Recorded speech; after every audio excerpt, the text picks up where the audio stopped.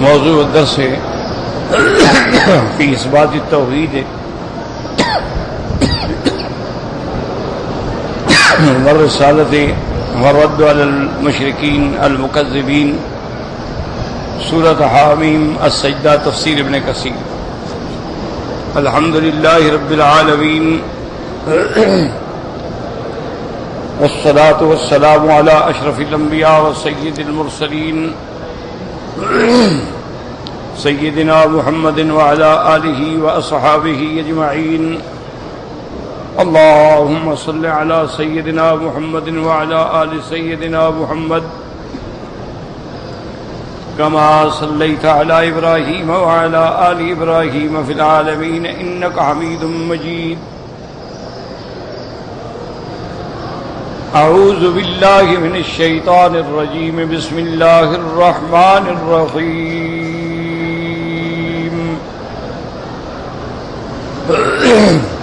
قل إنما أنا بشر مثلكم يوحى إلي أنما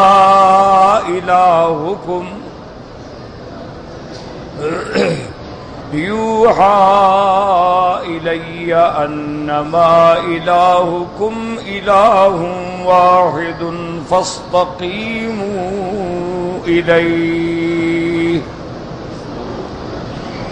واستغفروه وويل للمشركين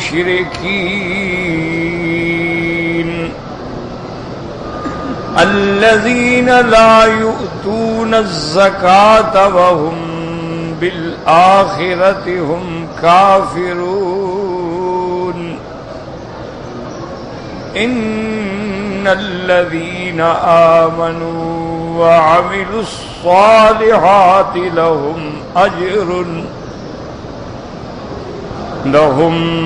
أجر غير ممنون۔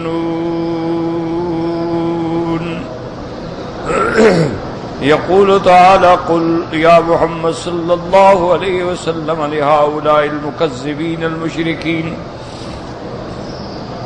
إنما أنا بشر مثلكم يوحى إلي أنما إلهكم إله واحد لا كما تعبدونه من الأصنام والأنداد والأرباب المتفرقين إنما الله إله واحد فاستقيموا إليه أي أخلصوا له العبادة لا من ما أمركم به على ألسنة الرسل۔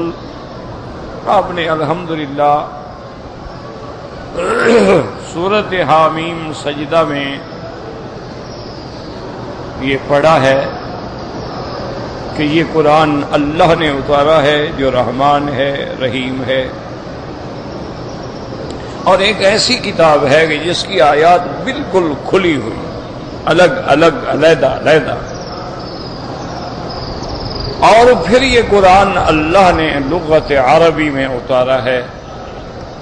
اس کا کرم ہے، احسان ہے، ورنہ ساری کتابیں جو پہلے آئی ہیں کوئی بھی عربی میں نہیں اتاری۔ جتنی کتابیں اللہ نے اتاری ہیں مشہور تو چار ہیں، تورات ہے، زبور ہے، انجیل ہے، قرآن ہے، یا صحائف ابراہیم یا صحائف موسیٰ علیہ السلام کا بھی ذکر آتا ہے، ورنہ علماء نے لکھا ہے کہ تقریباً 123 کتابیں، اور تمام کتابیں جو تھیں وہ سریانی میں ہیں یا عبرانی میں۔ اور انبیاء علیہم الصلاۃ والتسلیم میں بھی سب سے پہلے انسان حضرت اسماعیل ہیں جنہوں نے عربی بولی۔ اول من تکلم بالعربیۃ سیدنا اسماعیل، سب سے پہلے عربی بولنے والے سیدنا اسماعیل ہیں کہ انہوں نے وہ جو قبائل آباد ہو گئے تھے نا زمزم کے قریب، قبیلہ جرہم اور بڑے بڑے قبائل، پانی دیکھ کر پھر ان سے رشتہ ہوا، ان سے رشتہ داری کی وجہ سے عربی زبان جو تھی آپ نے سیکھی، اور سب سے پہلے عربی بولنے والے حضرت اسماعیل۔ پھر حضرت اسماعیل کی اولاد میں حضرت محمد مصطفیٰ صلی اللہ علیہ وسلم، سرکار دو عالم جو ہیں سلم من ولد اسماعیل، حضور اسماعیل علیہ السلام کی اولاد، اور حضرت اسماعیل حضرت ابراہیم کی اولاد ہے۔ اچھا، حضرت ابراہیم علیہ السلام کی شان دیکھیں کہ اللہ نے ان کو بھی نبی بنایا، ان کو جو بیٹا دیا اسحاق اس کو بھی نبی بنایا، پھر حضرت اسحاق کے بیٹے حضرت یعقوب بھی نبی، حضرت یوسف بھی نبی، یعنی پورے خاندان میں نبوت ہے۔ ساری بنو اسرائیل کا جو سلسلہ ہے وہ سارا اصل تو ابراہیم الخلیل ہے، چونکہ حضرت ابراہیم علیہ السلام میں سے ہیں حضرت اسحاق، حضرت اسحاق کے بیٹے ہیں حضرت یعقوب، ان کا دوسرا نام اسرائیل ہے، وہیں سے یہ بنو اسرائیل ہیں، انہی کا نام حضرت یعقوب بھی ہے اور حضرت اسرائیل بھی، اسی سے بنو اسرائیل یا بنی اسرائیل یا بنی اسرائیل۔ بعض علماء نے تو یہ بھی لکھا ہے کہ یوسف علیہ السلام کے جو باقی بھائی تھے نا 11 بھائی، وہ بھی نبی تھے، لیکن راجح قول یہ ہے کہ وہ نبی نہیں تھے، نبی صرف حضرت یوسف علیہ السلام، چونکہ حضور صلی اللہ علیہ وسلم نے خود فرما دیا کہ الکریم ابن الکریم ابن الکریم ابن الکریم۔ تو لوگوں نے پوچھا صحابہ نے کہ حضور کیا مراد ہے کریم مانا شان والا؟ آپ نے فرمایا کہ یوسف ابن یعقوب ابن اسحاق ابن ابراہیم، کہ یوسف بھی نبی، یعقوب بھی نبی اور اسحاق بھی نبی، ابراہیم بھی نبی، تو یہ الکریم ابن، تو آپ نے ان کے بھائیوں کو شمار نہیں کیا۔ تو اب جناب یہ سلسلہ جب چلا عربی کا، ان سے یعنی حضرت اسماعیل کی نسبت سے بنو کنانا آئے، بنو کنانا میں سے پھر قریش آئے۔ یاد رکھیں چونکہ یہ بڑے بڑے جو لفظ ہوتے ہیں نا قرآن پاک میں بھی ہیں اور احادیث میں بھی ہیں اور انساب کی کتابوں میں بھی ہیں، عربی زبان بڑی وسیع ہے نا، اس میں قبیلہ بھی ہوتا ہے اور عشائر بھی ہوتے ہیں، جیسے قرآن پاک نے فرمایا تھا وجعل شعوب بھی ہوتے ہیں، وجعلناکم شعوبا وقبائل لتعارفوا، تو یاد رکھو شعب بڑا ہوتا، اس کے بعد پھر قبیلہ ہوتا، قبیلے کے بعد پھر بطون ہوتے ہیں، بطون کے بعد پھر فخذ ہوتے ہیں، فخذ کے بعد پھر عشائر ہوتے ہیں، عشائر کے بعد پھر فصائل ہوتے ہیں۔ یہ یعنی ایک تقسیم ہے انصاب کی کہ سب سے پہلے شعب، شعب کے بعد قبیلہ، تو اب اوپر تو کنانا ہوا اور قبیلہ قریش ہو گیا، پھر ان کے بطن کون سا آیا؟ بنی ہاشم آ گیا، تو بنی ہاشم میں سے اللہ نے حضرت محمد مصطفیٰ صلی اللہ علیہ وعلا آلہ وصحبہ وسلم کو چن لیا۔ تو اللہ کا کتنا بڑا احسان ہے کہ اللہ کا نبی عربی، تم عربی، قرآن عربی، اس سے بڑا انعام کیا ہو سکتا؟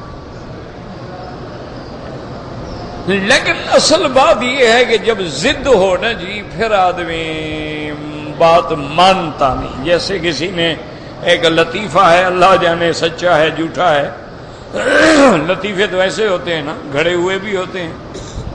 وہ کہتے ہیں کہ ایک بڑے پیر صاحب تھے، لوگ ان کے بڑے مرید تھے، لیکن بیوی نہیں مانتی تھی ان کو۔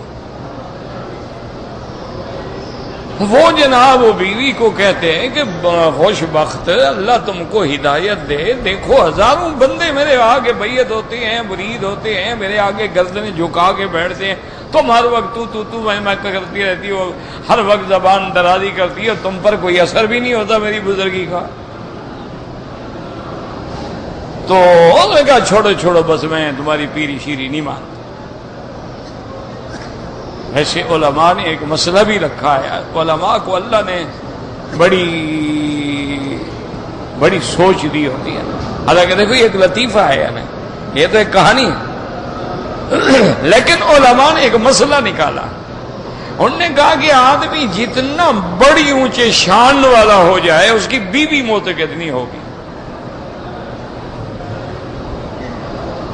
اسی لیے انہوں نے کہا وجہ یہ تھی کہ اللہ نے سیدنا محمد مصطفیٰ صلی اللہ علیہ وسلم جن کی نبوت عالمی نبوت ہے، جن کا دین عالمی دین ہے اور قیامت تک کے لیے ہے، اللہ نے ان کی تصدیق سب سے پہلے بیوی سے کرائی.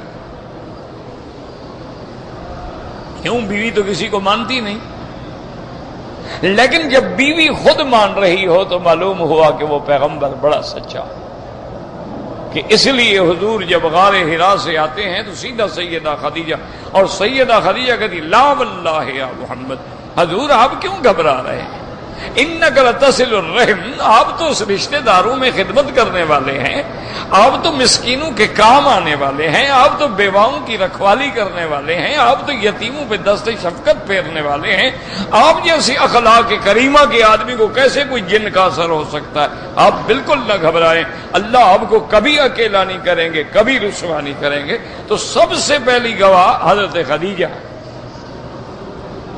کہ آپ کے پورے کردار کا خلاصہ بی بی خدیجہ نے پیش کر. اللہ کی حکمت تھی، ورنہ حضور غار حرا سے اتر کے مکابۃ اللہ میں آ جاتے. حضور غار حرا سے اترنے کے بعد حضرت ابو بکر سے بڑی دوستی تھی، حضرت ابو بکر کے گھر میں آ جاتے. حضرت ابو بکر سے تو نبوت سے پہلے سے تعلق تھا. حضور اترنے کے بعد حضرت علی کے پاس آ جاتے. حضرت علی تو رہتے ہی آپ کے پاس تھے، حضرت حمزہ کے پاس، لیکن سیدھے سیدہ خدیجہ کے پاس. یہ حکمت تھی اللہ. اور اس کے بعد کس نے تصدیق کی؟ جو نصارہ کے دین کا سب سے بڑا عالم تھا، یعنی بیوی نے تصدیق کی. پھر آپ کی تصدیق کرنے والا کون ہے؟ ورقۃ بن نوفل. ورقۃ بن نوفل جو ہے وہ دین عیسیٰ میں تھا. اللہ کی شان دیکھیں. یہ ایک تو ہوتا ہے نا بس حدیث پڑھ لی، سن لی، چلے گئے، ادھر سے پڑھا ادھر سے. ایک ہوتا ہے کہ نہیں سمجھو. یہی مشکل ہے نا آج کل، کوئی حدیث میں غور نہیں کرتا. اللہ کی شان دیکھیں کہ پہلا مصدق کون ہے؟ ورقۃ بن نوفل.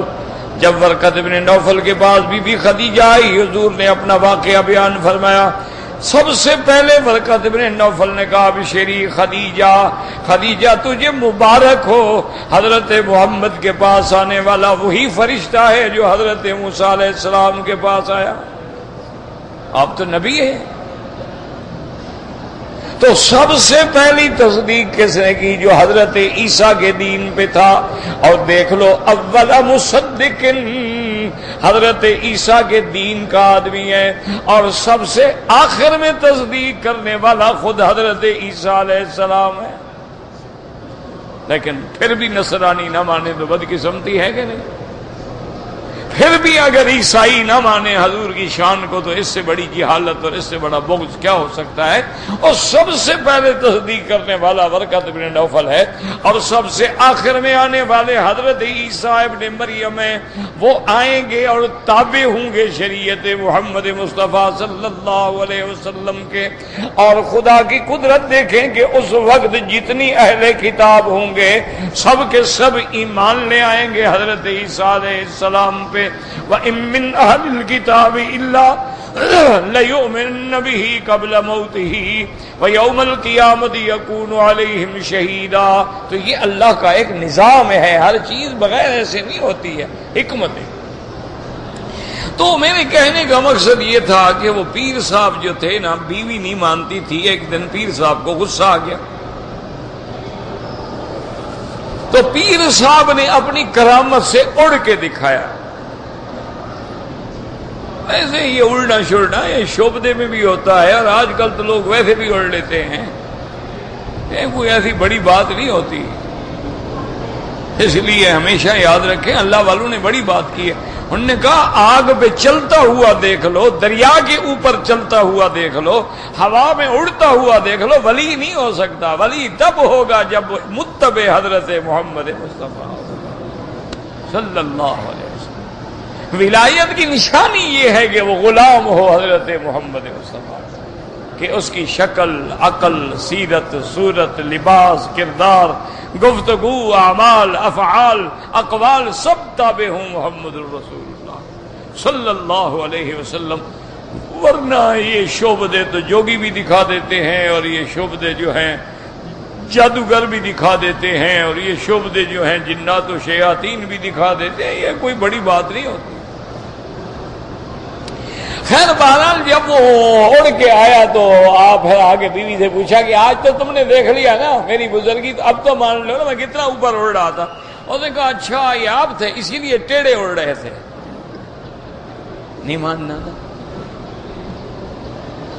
تو جب نہ ماننا ہو تو پھر آدمی نماز بھی پڑھ رہا ہوگا، نہیں ہاں جی وہ چھوڑو یار میں جانتا ہوں دکھانے کے لیے لمبی نماز پڑھ رہا ہے۔ وہ بیچارہ اللہ کا دین بھی بیان کرو، چھوڑو یار شہرت کے لیے سارے مولوی ایسا کرتے ہیں، نہیں جو ماننا۔ اب اگر اللہ قرآن کسی اور زبان میں بھیجتے، عبرانی میں بھیجتے، سریانی میں بھیجتے، تب بھی قریش کہتے کہ جناب ہم کیا مانیں، ہمیں تو سمجھ ہی نہیں آتا، پتہ نہیں کون سی زبان ہے۔ اگر اللہ نے عربی میں بھیجا ہے تو اب کہتے ہیں نہیں جناب عربی بھی ہے نا، اگر نبی سچا ہوتا کسی اور زبان میں قرآن آتا نا، عربی تو آپ بھی عربی ہیں، آپ نے خود بنایا ہے، یعنی مانا ہے کہ نہیں ماننا ہے کہ خدا بندہ یہ تیرے سادہ دل بندے کدھر جائیں کہ درویشی بھی عیاری سلطانی بھی عیاری۔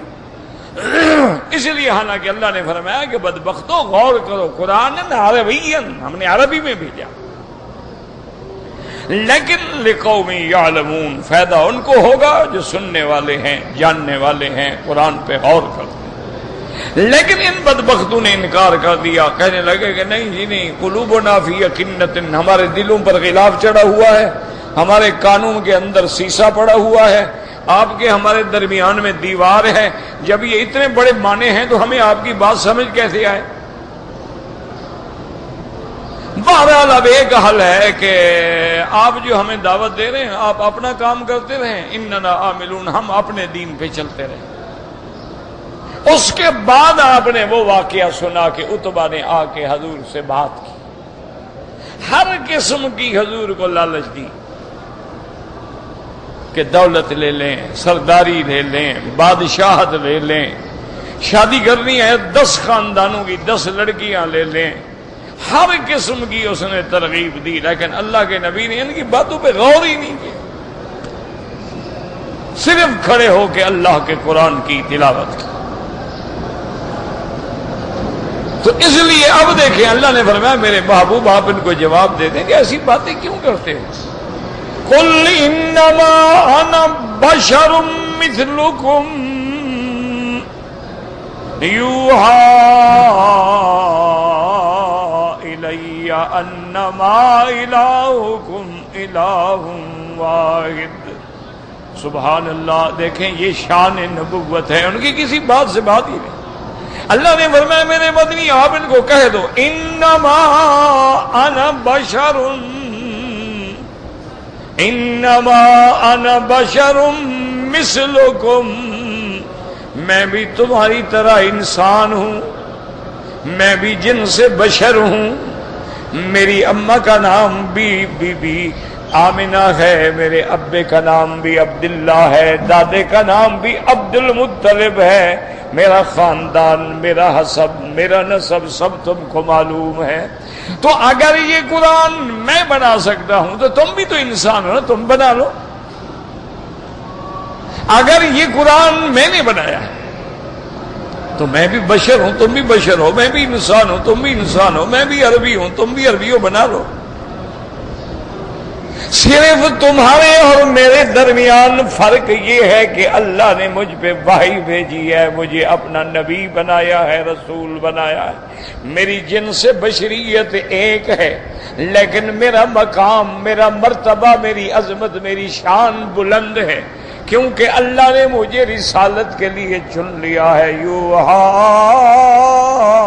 الی، اللہ نے وحی بھیجی ہے، اور سب سے پہلی دعوت کیا ہے؟ انما الہکم الہ واحد، اے جھوٹے خداؤں کی عبادت کرنے والوں، اے پتھروں کے پوجنے والوں، انداد و اصنام کے آگے جھکنے والوں، یاد کرو ہم تمہارا اور سب کا معبود حق، معبود برحق، معبود حقیقی صرف اللہ کی ذات ہے۔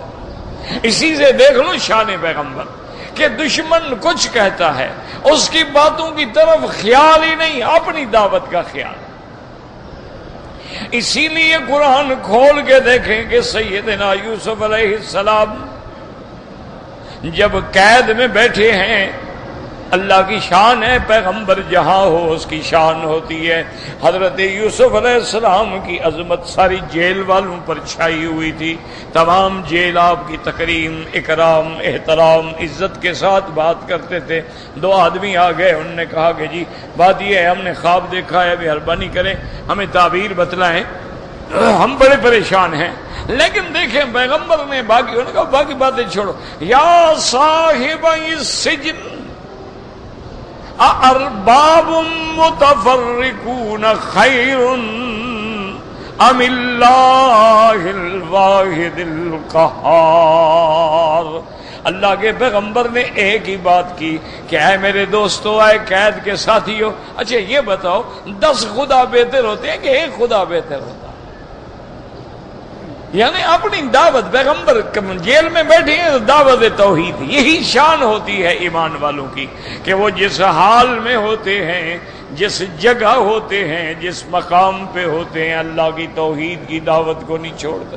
اس لیے حضور نے فرمایا کہ دیکھو یوحا الی انما الہکم الہ واحد، او بے وقوفو عقل کرو، تمہارا بھی ہمارا بھی اور سب کا بھی معبود برحق اللہ ہے۔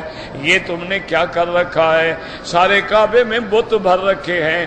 کتابوں میں آتا ہے ظالموں نے 360 بت رکھے ہوئے تھے، کعبے کے اندر بھی بت تھے، کعبے کے باہر بھی بت تھے، زمزم کے پاس بھی بت تھے، صفا پہ بھی بت تھے، مروہ پہ بھی بت تھے، ہر طرف انہوں نے اپنے آلہہ باطلہ کا ڈھیر لگایا ہوا تھا۔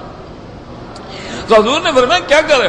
فاستقیموا الیہ، اسی کی عبادت کرو۔ یہ کیا تم نے انداز ارباب بنا رکھے ہیں؟ یہ کیا تم نے اپنے گھر یہ لہبل ہے، یہ لات ہے، یہ منات ہے، یہ فلاں ہے؟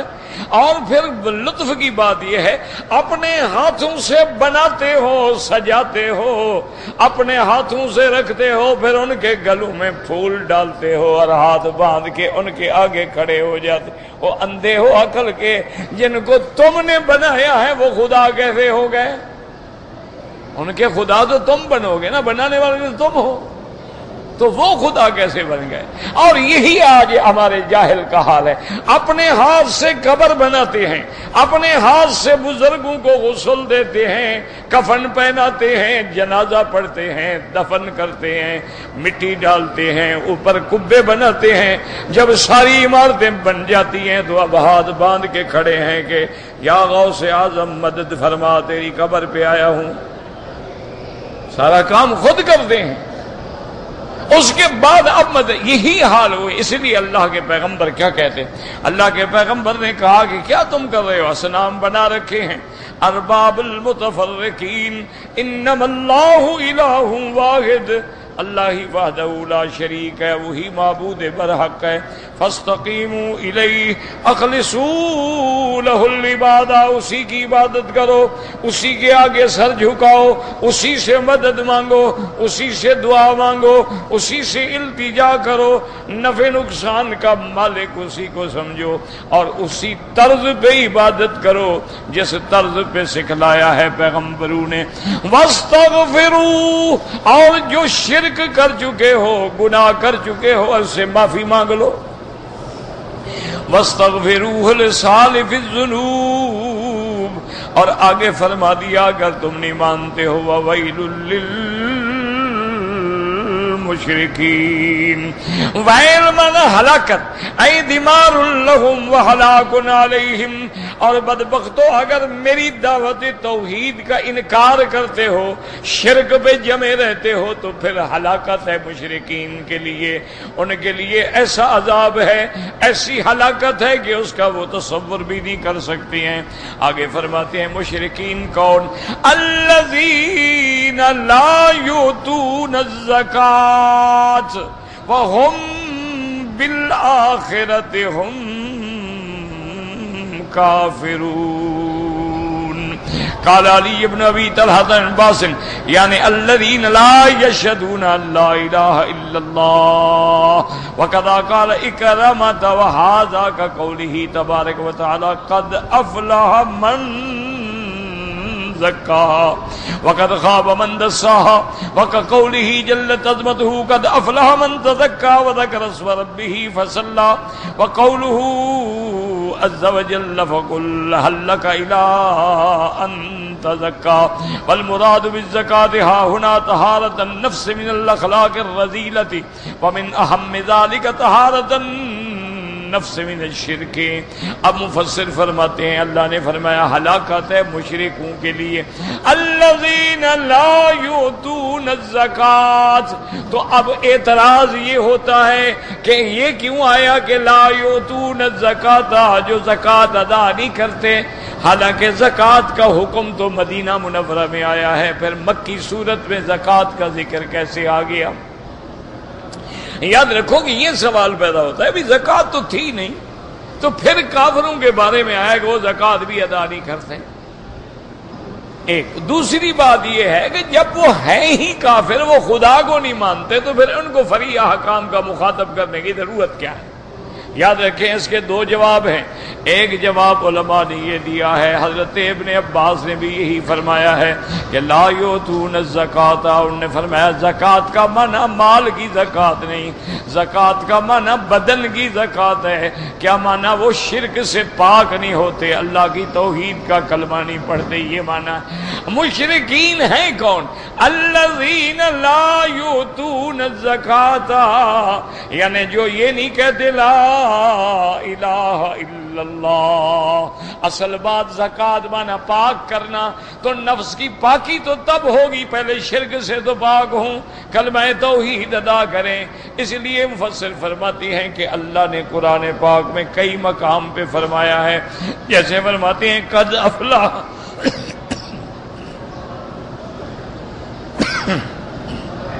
فرماتے ہیں قد افلح من زکاہا، کامیاب وہی ہو گیا جس نے اللہ کی توحید کی اقرار کیا اور اپنے آپ کو پاک کر لیا. وقد خاب من دساہا، اور جیسے اللہ فرماتے ہیں قد افلح من تزکا، جس نے اپنے آپ کو پاک کیا. پاک کیسے؟ ذکر اسم ربہ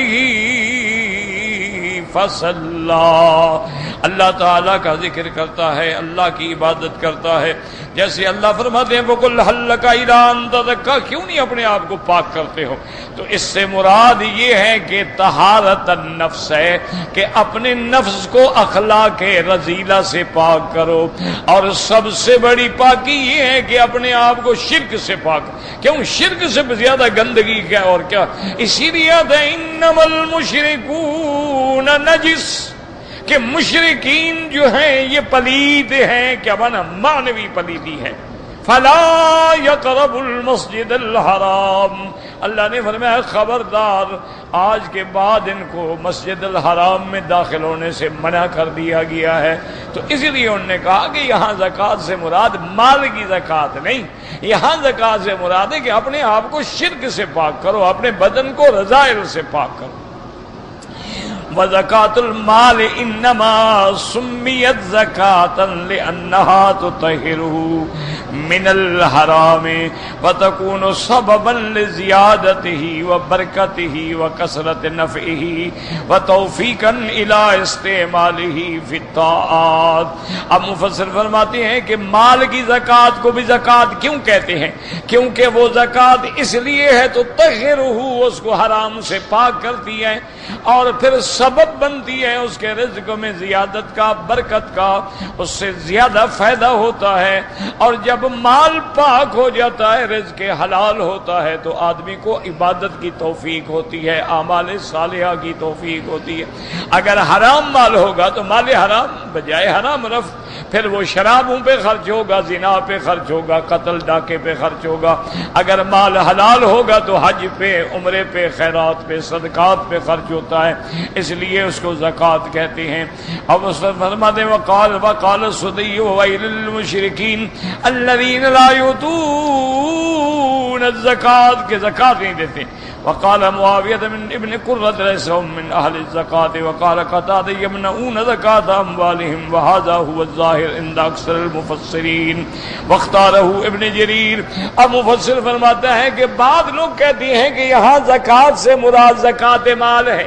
اصل بات کیا تھی کہ وہ بدبخت جو تھے مومنوں پہ خرچ نہیں کرتے تھے, مومنوں کی مدد نہیں کرتے تھے, ایمان لانے والوں کا ایک پیسہ بھی خرچ نہیں کرتے. اس لیے اللہ نے فرمایا میرے ساتھ بھی شرک کرتے ہیں, میرے بندوں پہ بھی رحم نہیں کرتے. یعنی نہ میری توحید کا اقرار کرتے ہیں نہ میرے بندوں پہ شفقت کرتے ہیں, میری ذات کے ساتھ شرک کرتے ہیں اور مسلمانوں پہ ظلم کرتے ہیں, ان کو خرچ نہیں دیتے, مال زکات نہیں دیتے. بعض علماء نے یہاں زکات سے مراد زکات مال لی ہے. اب کہتے ہیں ان ایجاب الزکات انما کان فی السنۃ الثانیہ من الہجرۃ الی المدینہ لا ما ذکر غیر واحد وهذه الآیۃ مکیۃ اللهم الا ان یقال لا يبد ان یکون الصدقۃ والزکات کان مامورا به فی ابتداء البعثۃ. اب مفسر فرماتے ہیں کہ زکات کا حکم جو ہے ہجرت کے بھی دوسرے سال مدینہ منورہ میں آیا. مکے کے اندر تو زکات کی ادائیگی کا کوئی حکم بھی نہیں تھا. ہاں البتہ یہ کہہ سکتی ہیں کہ اس سے مراد اصل صدقہ ہے اور اصل خرچ ہے, جیسے کہ ابتدا میں حکم آیا تھا وآتوا حقہ یوم حصادہ کہ جب کوئی فصل کاٹو جو کوئی پھل کاٹو تو اس میں سے بھی کچھ لوگوں کو دے دیا کرو خیرات کے طور پہ.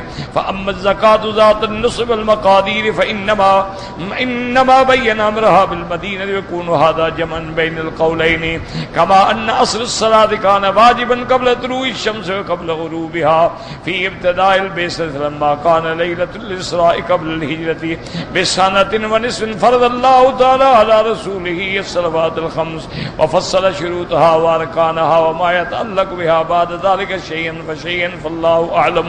اب مفسر رحمۃ اللہ علیہ فرماتی ہیں کہ زکات نصاب مقدار یہ امر تو مدینہ منورہ میں آیا ہے, لیکن ایسے ہوگا کہ اصل حکم تو تھا خرچ کا وہ مکے میں بھی تھا, لیکن تفصیل جو ہے وہ مدینے میں آئی. جیسے نماز کا حکم جو ہے اللہ تبارک و تعالیٰ نے مکہ مکرمہ میں بھی دے دیا تھا. پہلے دو نمازیں تھیں, ایک نماز تھی قبل طلوع الشمس سورج نکلنے سے پہلے یعنی فجر کی نماز, اور ایک نماز تھی سورج ڈوبنے سے پہلے یعنی عصر کی نماز, یہ تو پہلے سے تھی. اور اسی طرح تہجد کا بھی حکم موجود تھا, یا ایھا المزمل قم اللیل قم اللیل الا قلیلا نصفه او انقص منه قلیلا او زد علیہ ورتل القرآن ترتیلا انا سنلقی علیک قولا ثقیلا. اللہ نے حکم دیا میرے مدنی محمد مصطفیٰ صلی اللہ علیہ وسلم کو تہجد کا. تو بعض علماء فرماتے ہیں کہ ابتدا میں بھی تہجد گویا فرض تھی, واجب تھی اور تمام مسلمانوں پہ واجب تھی, پھر اللہ نے مہربانی کر کے رعایت فرما دی, پھر نفل ہو گئی, وجوب کا حکم ختم ہو گیا. تو نماز تو پہلے بھی تھی نا قبل طلوع الشمس و قبل غروبها, لیکن نماز کی تحقیق تفصیل یہ بعد میں آئی جب حضور پاک نے ہجرت فرمائی. پھر اللہ پاک نے وہ 5 نمازیں جو معراج کی رات میں فرض ہوئی تھیں, پھر ان کے شرائط, ان کے ارکان, ان کے واجبات کے بارے میں تفصیل آ گئی. ثم قال جل جلالہ بعد ذلك ان الذين آمنوا وعملوا الصالحات. اب مشرکین کے بعد اللہ پھر ایمان والوں کا ذکر کرتے ہیں.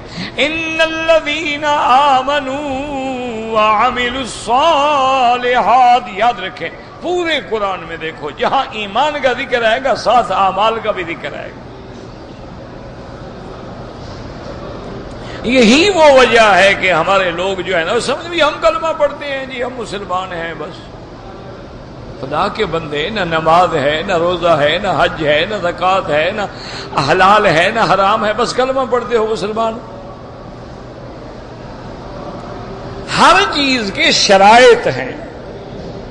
اب دیکھو نا جی کہ آدمی وضو کرتا ہے اس کے بھی شرائط ہیں کہ آپ ہاتھ دھوئیں گے, آپ کلی کریں گے, آپ ناک میں پانی دیں گے, آپ چہرہ دھوئیں گے, آپ پھر بازو دھوئیں گے, پھر آپ مسح کریں گے, پھر آپ پاؤں, ہر چیز کے طریقے. یہ تھوڑا ہے کہ بس جی ہم مسلمان ہیں جناب, کلمہ تو پڑھتے ہیں نا، مسلمان ہیں بس۔ جہاں بھی دیکھو قرآن میں جہاں بھی ذکر آئے گا ایمان کا، ساتھ اعمال صالحہ کا ذکر آئے گا۔ اس لیے محدثین کہتے ہیں کہ ایمان کی تعریف یہ ہے کہ تصدیق بالقلب، دل میں بھی ایمان ہو، اقرار باللسان، زبان سے بھی اقرار ہو، وعمل بالارکان، اور تیرے ہاتھ پاؤں بھی گواہی دیں کہ تم مسلمان ہو۔ وہ بھی تو گواہی دیں نا کہ تم نماز پڑھتے ہو۔ اسی لیے بعض ائمہ نے تارک نماز کو کافر کہا ہے نا، امام احمد بن حنبل رحمۃ اللہ علیہ۔ اس لیے دیکھیں یہاں بھی آیت میں کیا ہے، ان الذین آمنوا وعملوا الصالحات لہم اجر غیر ممنون۔ اسی طرح اور جگہ دیکھیں، ان الذین آمنوا وعملوا الصالحات کانت لہم جنات الفردوس نزلا۔ تیسری جگہ دیکھیں، ان الذین آمنوا وعملوا الصالحات سیجعل لہم الرحمن ودا۔ ہر جگہ ایمان عمل، عمل نہ ہو تو کیا ایمان ہے؟ ان الذین آمنوا وعملوا الصالحات لہم اجر غیر ممنون۔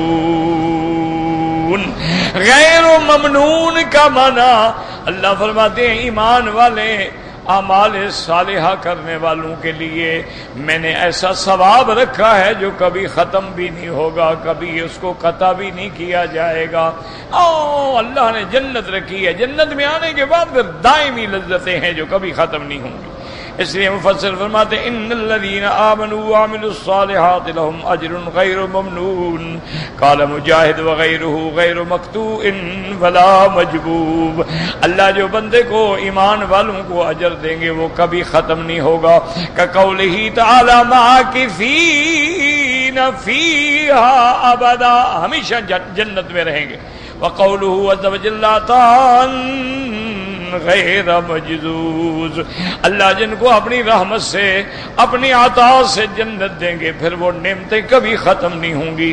وقال السدی غیر ممنون علیہم وقد رد علیہ هذا التفسیر بعض الائمۃ فإن المنة للہ تعالی علی اہل الجنۃ قال اللہ تبارک و تعالی۔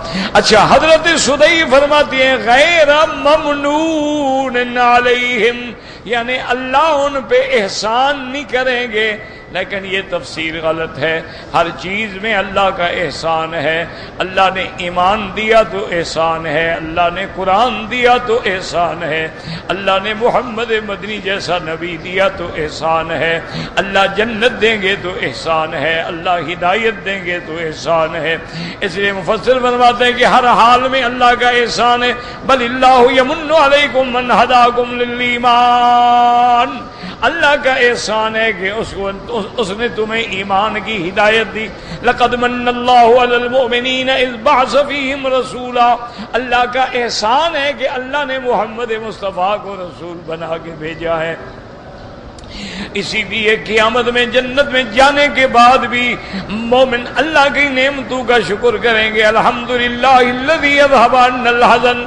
دوسری آیت میں آتے ہیں الحمدللہ الذی ہدانا لہذا وما کنا لنہتدی لولا ان ہدانا اللہ۔ اللہ تیرا شکر ہے کہ تو نے ہمیں ہدایت کی، اگر آپ ہمیں ہدایت نہ کرتے تو ہم بھی ٹھوکریں کھاتے مر جاتے۔ کوئی یہودی ہو کے مرتا، کوئی عیسائی ہو کے مرتا، کوئی ہندو ہو کے مرتا۔ دیکھا نہیں، بڑے بڑے پی ایچ ڈی ہیں، بڑے بڑے ڈگریوں والے ہیں، کوئی بتوں کے آگے مر رہا ہے، کوئی کہیں مر رہا ہے، کوئی کہیں ٹھوکریں کھا رہا ہے۔ اور اب جاہل لوگ ہیں لیکن اللہ نے ایمان دے دیا، پتہ ہی نہیں کعبہ شریف کدھر ہے لیکن اللہ نے طرف دے دی۔ تو یہ اللہ کا احسان۔ بل اللہ یمن علیکم من ہداکم للایمان وقال اہل الجنہ، اب جنت والے جب جنت میں جائیں گے تو کہیں گے فمن اللہ علینا ووقانا عذاب السموم، اللہ نے ہم پہ احسان کیا اور ہمیں عذاب جہنم سے بچا لیا۔ وقال رسول اللہ صلی اللہ علیہ وسلم یتغمدنی اللہ برحمت منہ فضل، حتیٰ کہ میرے مدنی سرکار نے فرمایا کہ میرا بھی جنت میں جانا اللہ کی رحمت سے ہوگا، کیونکہ کوئی جنت میں نہیں جا سکتا جب تک اللہ کی رحمت نہ ہو۔ تو ہر چیز میں اللہ کا احسان ہے۔ اللہم لک الحمد کلہ ولک الشکر کلہ والیک یرجع الامر کلہ، اللہم لا احصی ثناء علیک انت کما اثنیت علی نفسک۔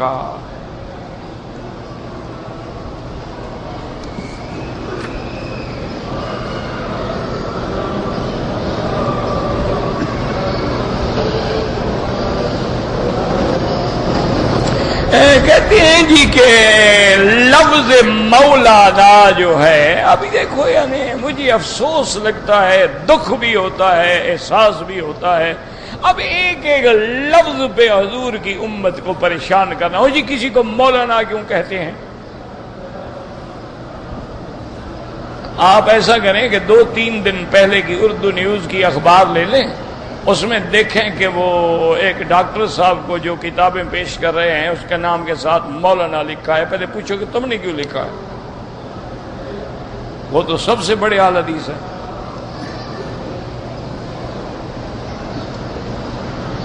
اللہ کے بندے یاد رکھو کہ لفظ مولانا جو ہے اس میں احتیاط یہ ہے کہ افضل یہ ہے کہ ہم کسی بندے پر اس کا اطلاق نہ کریں، کیونکہ یہ لفظ آیا ہے اللہ مولانا انت مولانا فانصرنا علی القوم الکافرین، تو جس لفظ میں تھوڑا سا شبہ ہو تو آدمی احتیاط کرے، بہتر ہے، افضل ہے، اچھی بات، لیکن یہ معنی نہیں کہ اگر اطلاق کرو تو مطلق، کیونکہ یہ لفظ ان اللہ هو مولاکم وجبریل وصالح المؤمنین، وہ تو سارے مولا ہو گئے نا۔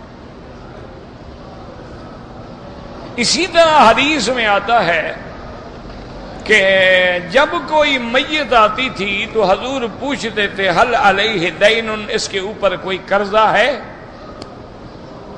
لوگ کہتے کہ نہیں جناب کوئی قرضہ نہیں، آپ جنازہ پڑھا دیتے۔ اگر کہتے کہ جناب قرضہ ہے، فرماتے حل ترک وفان، اس نے کوئی جائیداد چھوڑی ہے کہ قرضہ ادا ہو جائے؟ انہوں نے کہا ہاں، پھر بھی پڑھا دیتے۔ اور کوئی کہتا کہ حضور اس پہ قرضہ بھی ہے لیکن کچھ نہیں چھوڑا، تو آپ کہہ رہے صلو علی صاحبکم، تم جنازہ پڑھ لو، میں نہیں پڑھتا،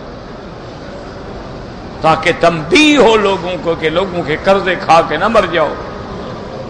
یہ حقوق العباد ہیں، 1 کروڑ حج بھی نہیں معاف کرا سکتا۔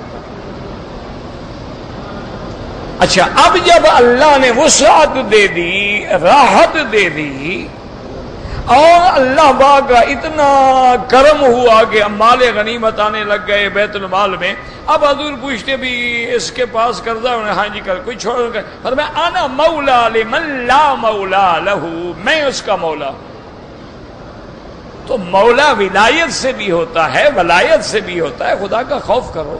مولا القوم منہم، غلام کو بھی مولا کہتے ہیں، سردار کو بھی مولا کہتے ہیں، آزاد کرنے والے کو بھی مولا کہتے ہیں۔ تو اگر کسی نے استاذ کو کہہ دیا ہے تو کوئی کفر شرک تو نہیں آ گیا کہ چھوٹے چھوٹے لفظوں پہ، اسی لفظوں پہ جنگ ہے جو ہو رہی ہے، انا للہ و انا الیہ راجعون، یعنی دشمن اللہ کے قرآن کو بدل رہا ہے، انہوں نے دوسرا قرآن چھاپ دیا ہے۔ کوئی یعنی انٹرنیٹ پہ آپ بیٹھ جائیں، ویب سائٹ کھولیں، اللہ معاف کرے، اللہ معاف کرے، جو اسلام کے خلاف اعتراضات آ رہے ہیں کہ آدمی پڑھ کے کانپ جاتا ہے، ڈر لگتا ہے کہ کہیں زمین نہ پھٹ جائے، لیکن ہمارا ان کے لیے کوئی جواب نہیں۔ ہم اسی بات پہ لڑ رہے ہیں کہ جی اگر یہ لفظ کہہ دیا تو کیا ہوگا؟ بعض صحابہ نے بھی کہا ہے مولانا، کیا ہو گیا؟ وہی ایسی بات ہے۔ ہاں، افضل یہ ہے، احتیاط یہ ہے کہ اگر کسی لفظ میں شبہ پڑتا ہے تو آدمی استعمال نہ کرے۔ بعض اوقات ایک لفظ کے کئی معنی مراد ہو جاتے ہیں، تو اس لیے اگر کسی نے کیا ہے تو کوئی اتنا بڑا مسئلہ تو نہیں ہے نا کہ اس کو لڑائی کرو اور سر پھٹول کرو، صرف یہی جنگ کرو کہ ٹانگیں کتنی کھولیں، ہاتھ کہاں باندھیں، بس اسی لیے اسلام آیا تھا۔ خدا کا خوف کرو، حضور کی امت کو نہ لڑاؤ۔ یہ فروعی مسائل ہیں، اعلیٰ اولا افضل کی باتیں ہیں، کوئی کفر اسلام کی جنگ نہیں ہے۔ اب ضرورت ہے کہ تمام علماء متحد ہو جاؤ، اب ضرورت ہے کہ سارے اختلافات کو بالائے طاق رکھنے کے بعد کفر کے مقابلے پہ ایک دیوار بن جاؤ، جیسے صحابہ کی شان تھی کہ وہ اللہ نے فرمایا اشداء علی الکفار رحماء بینہم، آپس میں مہربان تھے، کفر کے مقابلے پہ دیوار تھے، اور ان میں بھی اختلاف ہوتے تھے، صحابہ میں بھی اختلاف ہوتے تھے، لیکن کہتے تھے یرحمک اللہ، اللہ رحم فرمائے، اللہ رحم فرمائے۔ میرے بھائی کو بات سمجھ نہیں آئی، کوئی جھگڑا نہیں، کوئی لڑائی نہیں، کوئی قصہ نہیں، پتہ نہیں اللہ نے دعا کریں اللہ ہدایت دے، ہم تو یہی دعا ہی کر سکتے ہیں اور کیا کر سکتے ہیں کہ ساری صلاحیتیں اللہ نے صلاحیتیں دی ہیں، بس ایک مسئلے پہ لگے یہ کیا ہے اور یہ کیا ہے اور تقلید کیا ہے اور تصوف کیا ہے اور فلاں۔ اللہ کے بندے تو صدیاں بیت گئیں، دنیا بیت گئی، مسائل ختم ہو گئے، اہل علم ہے وہ جانتا ہے، اگر جاہل ہے تم اس کو اور الجھا رہے ہو، کوئی فائدہ نہیں۔ اس کے بجائے وحدت اسلام کے لیے کام کرو، امت اسلام کی اعانت کرو، امت اسلام کی خدمت کرو، ان کی اصلاح کرو۔ پہلے لوگوں کو، کافروں کو مسلمان بناتے تھے، مسلمانوں کو تو کافر نہ بنائے، خدا کا خوف کر۔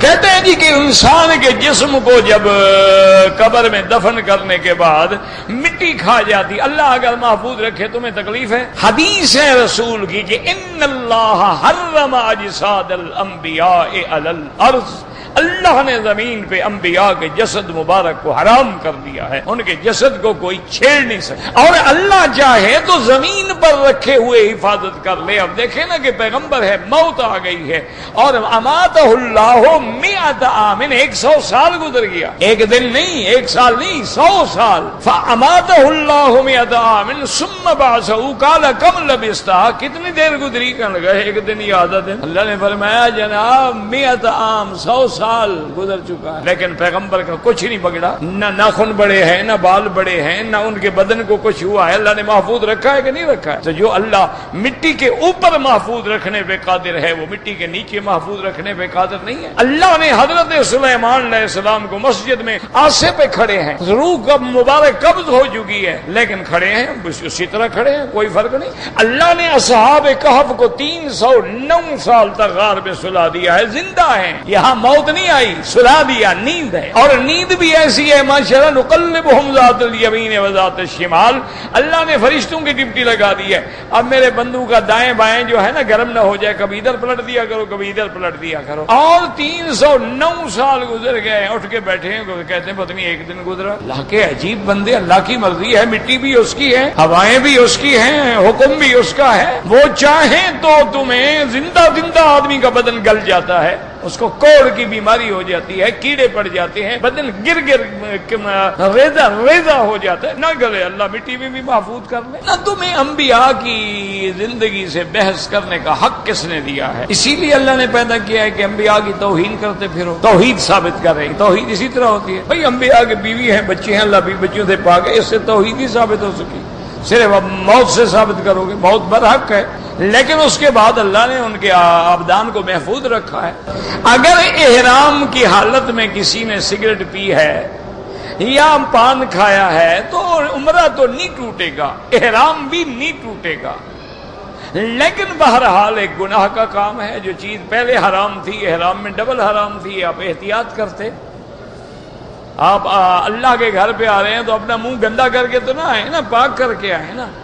بیوی کو ملنے کے لیے تو 14 دفعہ واش روم میں جا کے برش کرتے ہو، خدا کے پاس آتے ہوئے حیا نہیں آئی؟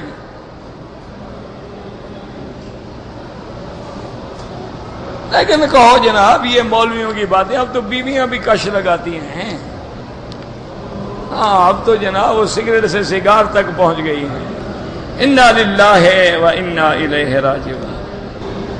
میں دبئی کا آیا، مدینہ پاک گیا، پھر عمرے کے لیے آیا، ہوٹل کے چلا گیا، میری بیوی نے صابن استعمال کر لیا۔ بہرحال صابن استعمال کرنے سے دم نہیں پڑتا، کیونکہ فوراً دھو ڈالا نا، کوئی صابن لگا کے تو نہیں پھرتی رہی نا بازار میں، اسی پر لگایا اور دھو دیا، لہذا 5-6 ریال خیرات کر دو بس کافی ہے۔ وتر کی نماز میں دعائے قنوت ہاتھ اٹھا کے پڑھو تو جائز ہے، باندھ کے پڑھو تو جائز ہے، کوئی مسئلہ ہی نہیں نا، اس میں کون سی لڑائی ہے؟ جیسے اب اللہ سے دعا مانگ دو، ہاتھ نہ اٹھاؤ، ہاتھ اٹھا لو، دونوں جائز ہیں، ہاتھ لمبے کر لو تب بھی جائز ہے، سینے کے سامنے اٹھاؤ تب بھی جائز ہے، ہاتھوں کو ملا لو تب بھی جائز ہے، کھلے رکھو تب بھی جائز ہے، کوئی مسئلہ ہی نہیں ہے۔ یہی مسئلے باقی رہ گئے ہیں امت کو لڑانے کے لیے۔ بیٹے کے نام پر زمین ہے، باپ مسجد بنانا چاہتا ہے، بیٹا نہیں دیتا نہ دے، اب تم نے زمین بیٹے کو دے دی، اب مسجد بنانا یاد آ گیا، جب تک تمہارے نام تھی اس وقت کیوں نہیں بنائی؟ اب بیٹے کی ہے جناب، ماشاءاللہ کیوں دے گا بیٹا؟ بیٹا ایسا بے وقوف ہے اللہ کے گھر کے لیے زمین دے دے؟ بہرحال جب تک وہ نہ دے مسجد بنانا ناجائز ہے۔ میں طائف سے عمرے کے لیے آیا، میں نے احرام گھر سے طائف میں باندھ لیا تھا، میقات پہ نہیں رکا، کوئی بات نہیں۔ جیسے میقات تو یلملم ہے، لیکن آپ کراچی سے احرام باندھ کے آ جاتے ہیں، کوئی مسئلہ نہیں۔ میں طائف سے آیا ہوں اور میں نے ایک دن رہنا ہے، نماز قصر پڑھیں گے، آپ مسافر ہیں، طائف تو 100-150 کلومیٹر ہے، 78 کلومیٹر کے بعد تو احناف کے نزدیک بھی آدمی مسافر ہے، سفر پڑے گا، قصر پڑے گا۔ وطر جو ہے نا میرا بھائی، وہ 2 رکعت پڑھ کے سلام پھیر کے 1 رکعت پڑھیں، یہ بھی حدیث میں ثابت ہے، ہم کبھی جھگڑا نہیں کرتے۔ 3 رکعتیں ملا کے پڑھیں، یہ بھی حدیث مبارک میں ثابت ہے، لہذا ان کو بھی جھگڑا نہیں کرنا چاہیے۔ کیوں پڑھتے تو وہ بھی 3 ہیں، ایک تو کبھی نہیں پڑھتے۔ کبھی آئے ہیں گھر سے 1 رکعت پڑھ کے گھر چلے جائیں؟ پہلے 2 رکعت پڑھتے ہیں نا، پھر سلام پھیر کے 1 رکعت پہ کھڑے ہوتے ہیں، پڑھتے تو 3 ہیں، درمیان میں سلام کا فاصلہ کرتے ہیں۔ ہم فاصلہ نہیں کرتے، ایک سلام کے ساتھ پڑھ لیتے ہیں، وہ جھگڑا تو ہے ہی نہیں۔ حالت جنابت میں کوئی دعا مانگیں، بالکل مانگیں، کوئی منع نہیں۔ آدمی ناپاک ہو لیکن اللہ سے دعا تو مانگ سکتا ہے نا، ذکر بھی کر سکتا ہے، بس یہ ہے کہ قرآن کھول کے نہ پڑھو، قرآن کو ہاتھ نہ لگاؤ، کوئی سی بات نہیں۔ بھائی یہ تو کوئی لمبا چوڑا خط ہے، رکھ لو، بعد میں پڑھ لیں۔